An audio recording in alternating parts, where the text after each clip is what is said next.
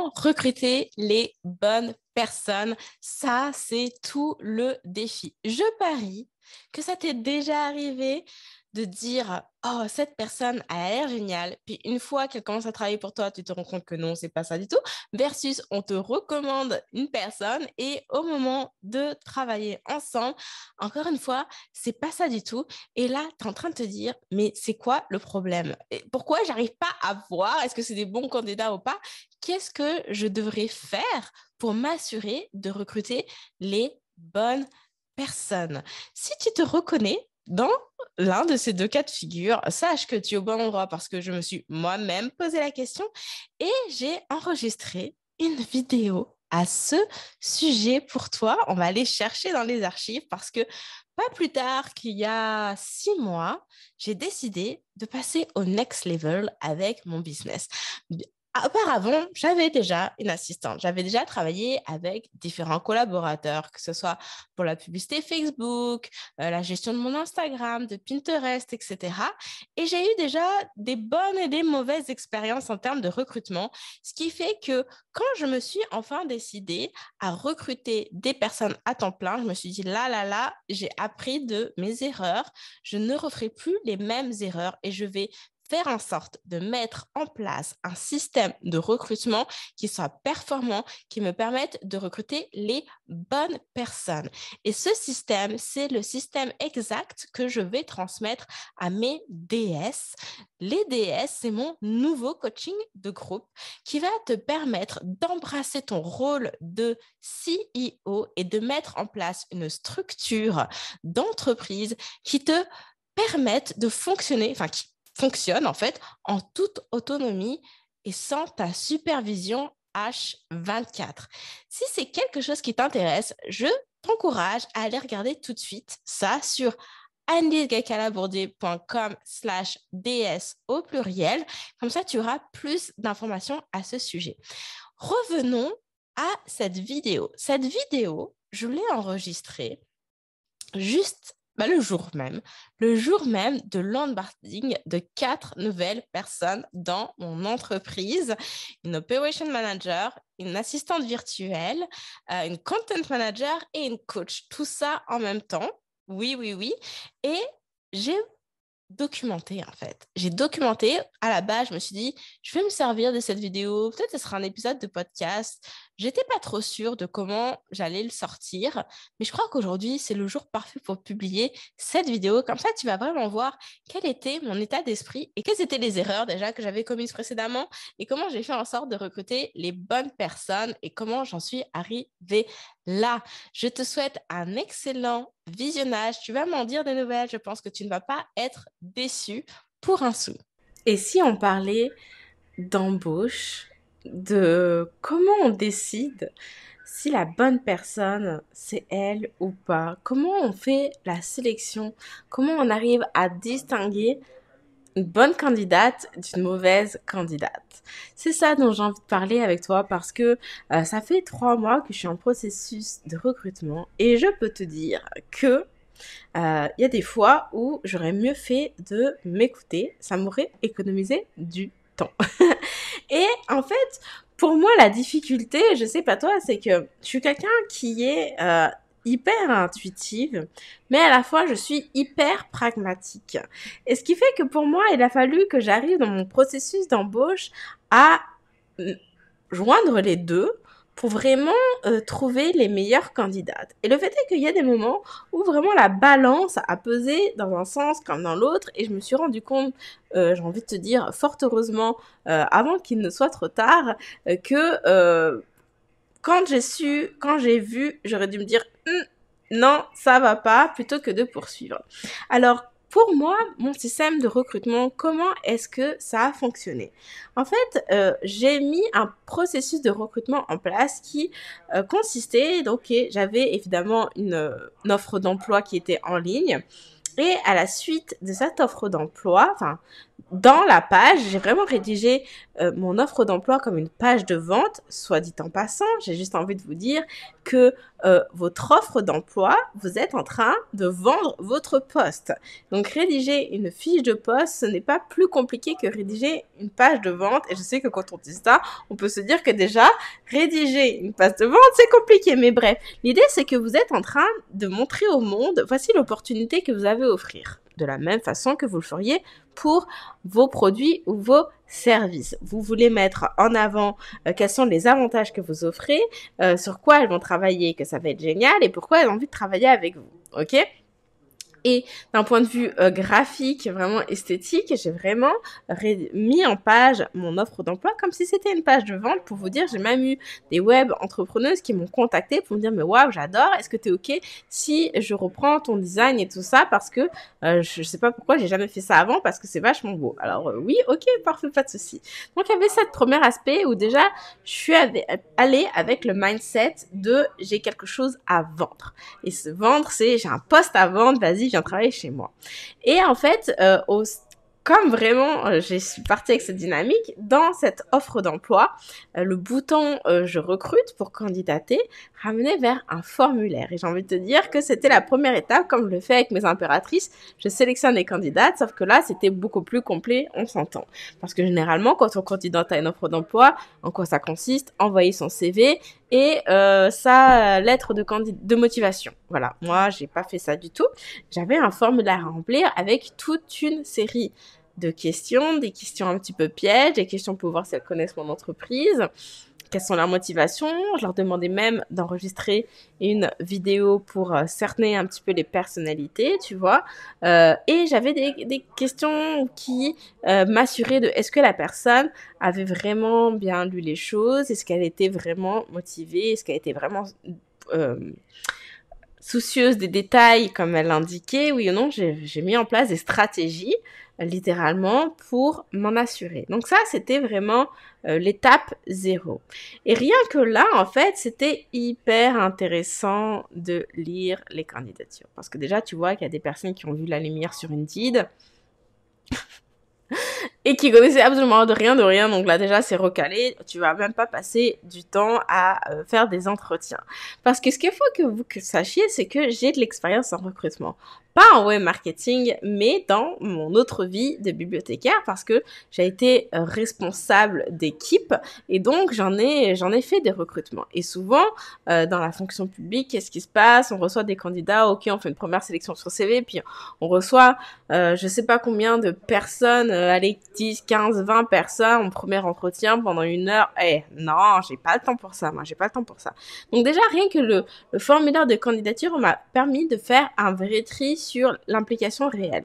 Les personnes qui envoyaient une vidéo, déjà, tu voyais qu'il y a une vraie motivation parce qu'ils ont pris le temps d'enregistrer une vidéo pour toi. Alors, c'était pas quelque chose d'éliminatoire, mais ça permettait déjà de sortir du lot et on a toutes les questions complémentaires que je t'ai énoncées pour me permettre de voir est-ce que la personne connaissait l'entreprise, si elle était vraiment motivée, pourquoi elle voulait travailler avec moi.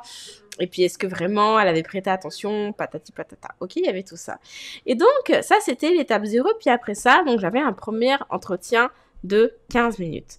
Donc, en fait, dans les candidatures que j'ai reçues sur cette première vague, déjà, j'ai envie de vous dire comment cerner les bons candidats des mauvais. Pour moi, après, peut-être que c'est une question de point de vue. Mais pour moi, il était clair que les fangirls, j'ai tout de suite fait non. Et qu'est-ce que j'appelle les fangirls? C'est que j'ai eu des candidates qui littéralement m'ont dit « Oh, mais t'es tellement inspirante, j'ai trop envie d'apprendre de toi, je sais que je vais apprendre beaucoup, que ça va être super intéressant et tout. » Oui, certes, mais moi, je suis en train de rechercher quelqu'un à embaucher. Moi, je suis pas en train de chercher quelqu'un à mentorer. Alors, je te dis ça, je pense que c'était pas nécessairement en posture de postuler pour d'autres postes, mais si jamais ça t'arrive un jour, en fait, dis-toi que là, t'es en train de vendre qu'est-ce que tu vas apporter à l'entreprise et pas qu'est-ce que l'entreprise va t'apporter. Moi, ça m'intéresse pas de savoir que tu vas apprendre des choses. Ce qui m'intéresse de savoir, c'est qu'est-ce que tu vas nous apprendre à nous, à l'entreprise, entreprise, tu vois. Donc, c'est pour ça que je dis que les fangirls en mode tu vas être une super mentor et tout. Puis moi, encore une fois, mon état d'esprit, je suis businesswoman, je mentor mes clients, mais est-ce que j'ai envie de m'entourer mon équipe? Je peux te dire, en tout cas, maintenant, je commence à y réfléchir un peu autrement, mais sur le coup, c'était non. Genre, tu sens déjà la personne needy, tu vois, qui va prendre ton énergie, qui veut savoir. En tout cas, moi, c'est comme ça que je l'ai interprété, et toutes ces personnes-là, moi, je les ai recalées. Parce que on est en business et je veux pas qu'il y ait de relations un peu bizarres. Et je crois que c'est un peu ça la complexité. En fait, quand tu fais tes recrutements au travers de ta communauté, ça a ses avantages et ça a ses inconvénients. Les avantages, c'est que, en fait, au moins les gens ils te connaissent, ils te suivent parce qu'ils ont une réelle envie, ils adhèrent à tes messages, à tes valeurs, etc. Et vraiment, ils sont là parce que c'est toi, quoi, tu vois, parce que c'est ton business, que ça leur parle, que ça résonne avec eux et tout. Puis au moins, du coup, ça t'épargne quelque part aussi déjà un premier travail de formation sur ok, voilà, qu'est-ce qu'on fait dans le business, voici ce que je vends et tout. Ces personnes, elles savent déjà, elles ont déjà cette connaissance et ça, c'est quand même un plus, je trouve, tu vois. Maintenant, le revers de la médaille, c'est que il peut y avoir, je trouve, une confusion en termes de rôle sur, déjà, qu'est-ce que tu communiques. Ça, je vais donner un exemple génial. Ce que tu communiques sur les réseaux et la relation de travail, en fait. Et ce que je veux dire par là, c'est que dans le premier formulaire de candidature, j'avais une case sur les prétentions salariales. Et j'ai quand même eu des personnes qui ont demandé en termes de salaire, de coach, à 180 000, je crois que c'est le pire que j'ai eu, 180 000 $ de salaire annuel. Non, mais là, je me suis dit, donc la personne, en gros, elle veut mon salaire, quoi. Non, faut pas déconner. En fait, c'est pas parce que sur les réseaux, je communique sur le fait que voilà, il faut monter tes prix, il faut pas avoir peur que tu le vaux, etc. Ouais, tu le vaux quand t'es en business, que t'es en train de mener ta propre entreprise et que tu prends tous les risques et toutes les responsabilités. Maintenant, quand t'es en train de postuler sur un emploi salarié, on est sur une autre mesure là. C'est différent, on n'a pas, faut pas trop rêver. Et donc, bref, tu vois, toutes ces questions permettent vraiment déjà d'avoir une première idée de la personnalité du candidat que tu as en face de toi. Est-ce qu'elle a des demandes qui sont réalistes? Est-ce que ce qu'elle te propose, ce qu'elle a à t'offrir, est-ce qu'elle a quelque chose à t'offrir? Point, j'ai envie de te dire, en termes d'expertise, d'expérience. Et enfin, quel est son degré d'implication, enfin de motivation, tu vois, à vraiment rejoindre ton entreprise. Moi, je te dis, la petite vidéo, c'était un petit plus. Alors, j'ai retenu des candidates qui n'avaient pas fait de vidéo parce que, voilà, elles avaient donné d'excellentes réponses et je voulais en savoir plus. Mais, en fait, la vidéo, c'est un petit plus qui permet aussi de cerner un petit peu, tu vois, l'énergie de la personne et tout. Je trouve que ça, c'est assez intéressant. Donc ça a été pour moi une première étape qui m'a permis un peu de discerner, j'ai envie de dire, le bon grain de livret, j'aime pas trop cette expression, mais de faire une première sélection.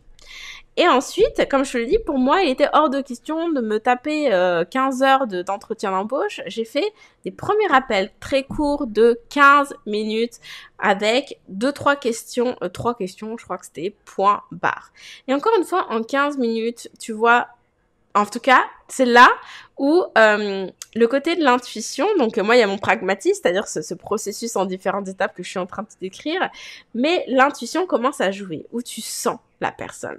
Tu sens, est-ce qu'elle est forte dans ses connaissances ou comment elle est, tu vois, un peu, voilà, pas bien sûre, hésitante, tu la sens pas baquée, tu vois. Alors peut-être que là, c'est mon expérience passée qui parle justement en termes de recrutement, mais j'ai cette capacité à sentir les gens. Donc, je pense que le maximum de candidates que j'ai fait passer, c'était pour le poste de coach et j'avais retenu 12 personnes. Je crois que j'avais fait ça sur 2 jours. Sur 15 minutes, ça va assez vite. Ça m'a fait faire une première sélection. Puis là, je t'avoue qu'arrivé à là, il y avait des personnes où je me disais, oh, grand oui, j'ai envie de la voir. D'autres, grand non, c'est clair que non. Et puis, il y avait des personnes où j'ai hésité. Et il y a des personnes où j'ai hésité et j'ai quand même tenté la chance en me disant, ah, je veux lui donner la chance de, tu sais, d'aller un peu plus loin et tout. Et je me suis beaucoup questionnée sur est-ce que je devrais faire passer mon projet test, donc un peu une espèce d'exercice pratico-pratique d'abord, ou est-ce que je dois le faire après l'entretien de 1 heure, parce que c'était ça ma deuxième étape, c'était un entretien de 1 heure. Et j'ai beaucoup hésité, et en fait, tous les raisonnements que j'ai eus derrière, c'était qu'est-ce que je recherche en fait. Parce que quelque part, est-ce que je recherche une expertise? Auquel cas, alors oui, le projet test va tout de suite me dire est-ce que la personne sait de quoi elle parle ou pas, est-ce qu'elle fait le travail, et je peux peut-être même limite zapper l'entretien d'1 heure parce que quelque part, ce projet test, il est déterminant sur...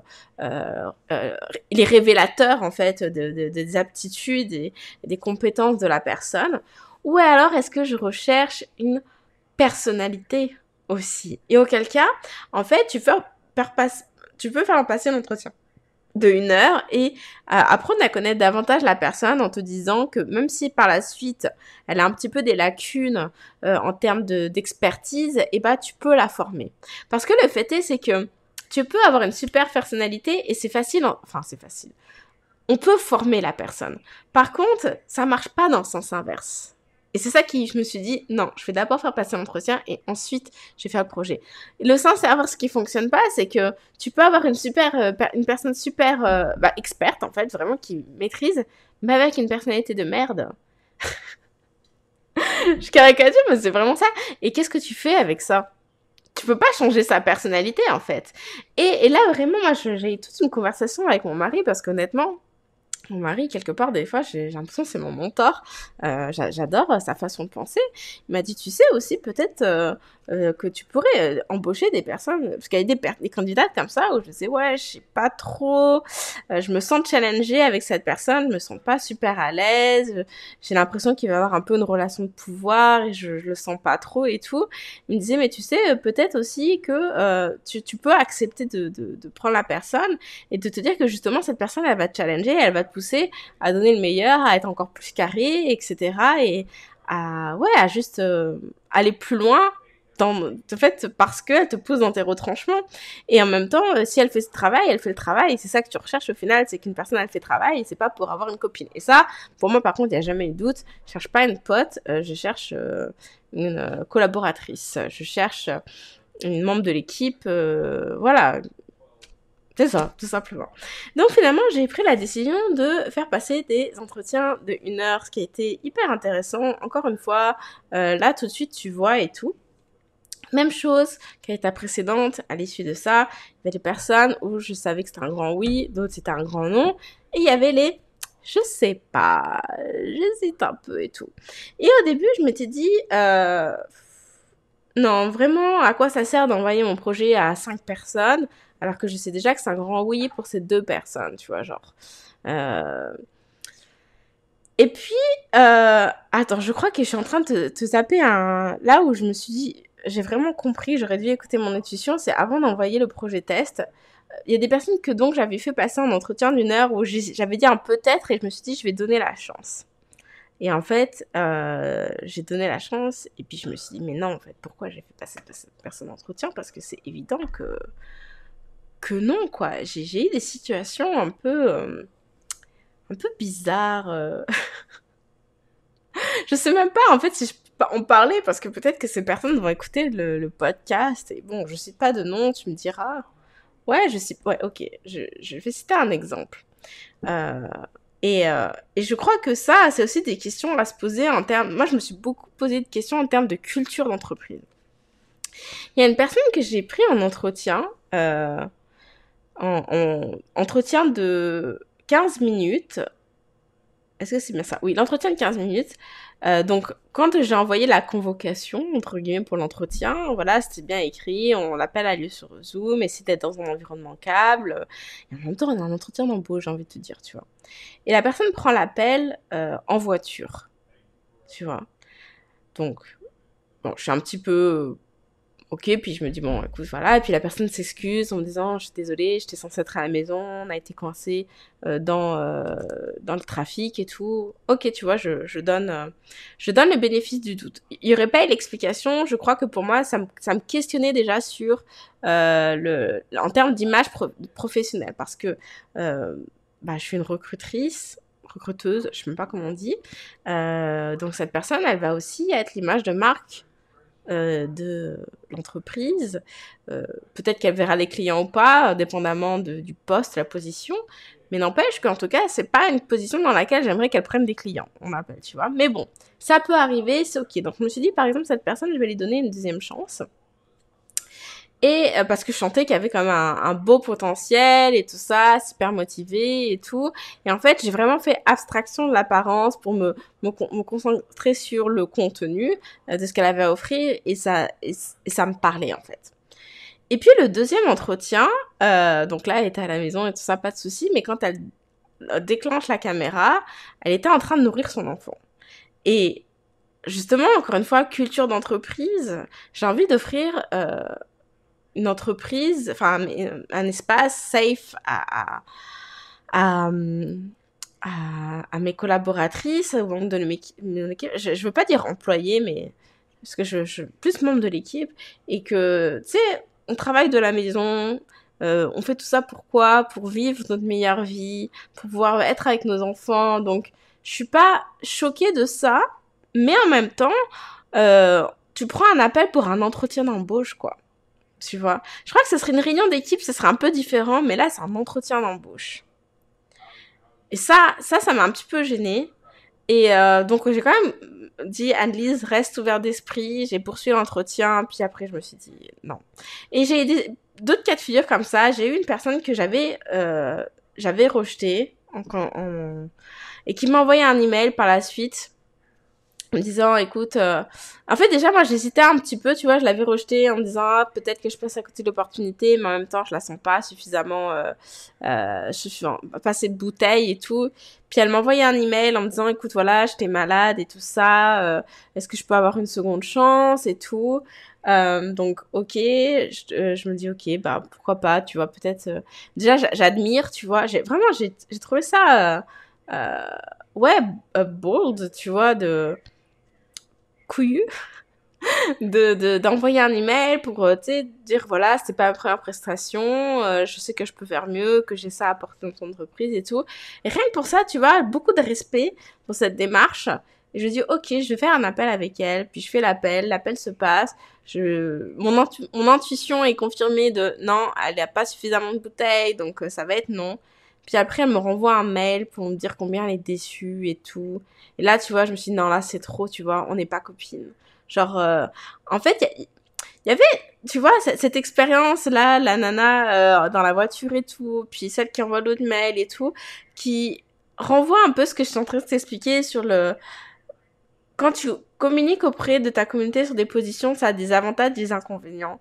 Et ici, l'inconvénient, c'est que, en fait, les réseaux sociaux créent une telle relation de proximité que je crois que les gens se permettent des choses qu'ils feraient jamais dans la vraie vie. Enfin, en tout cas, j'ai du mal à croire que ces personnes-là auraient fait dans la vraie vie.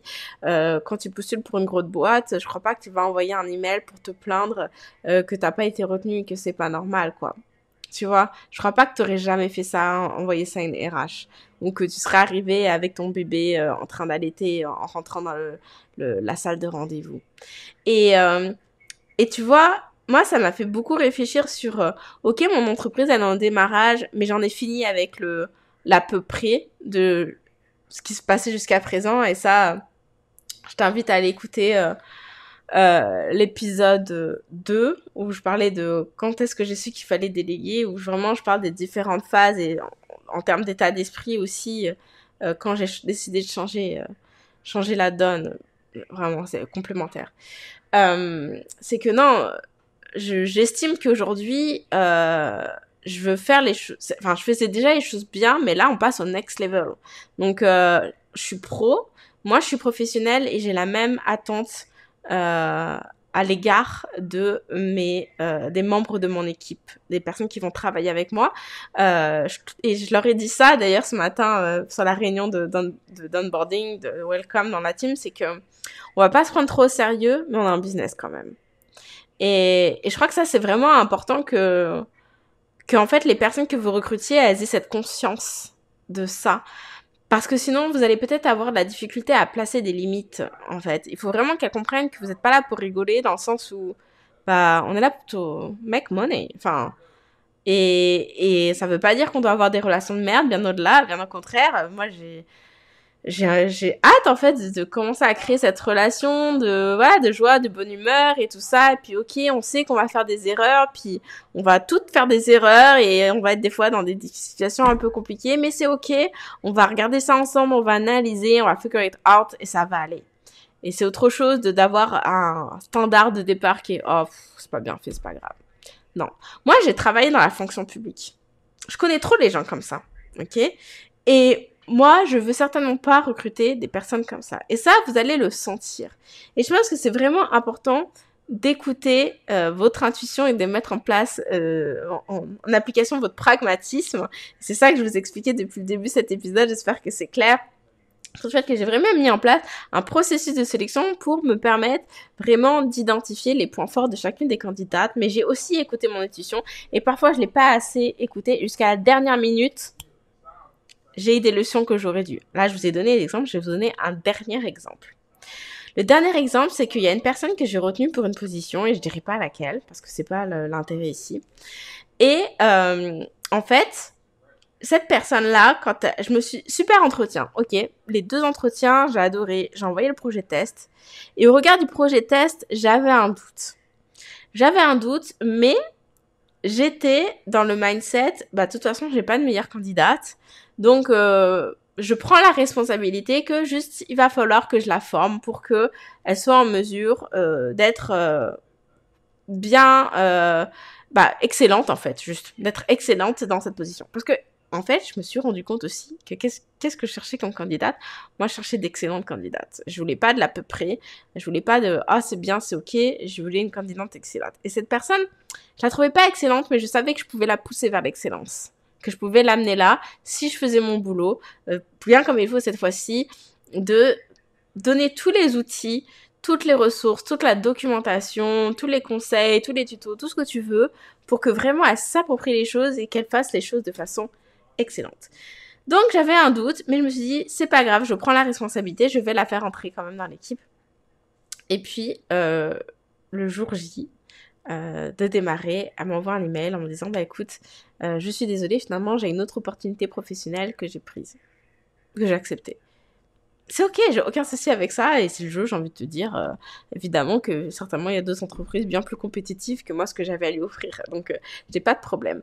Mais moi, je l'ai vraiment interprété comme, tu vois, l'univers, il t'a dit, t'étais pas sûr. Enfin, ton intuition t'a dit, je sais pas.